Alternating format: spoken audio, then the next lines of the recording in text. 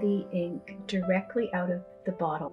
You can see that the color is quite intense. You can obviously mix the colors. You can see how they will bleed together, and you'll see that when the ink is dry that you can overlap colors over one another and see a translucent layering of those colors. And you can use a brush to spread those pigments around, or else you can just use the end of the brush. So you'll often see me flipping the brush around and just pulling those colors out with the stick end of the brush.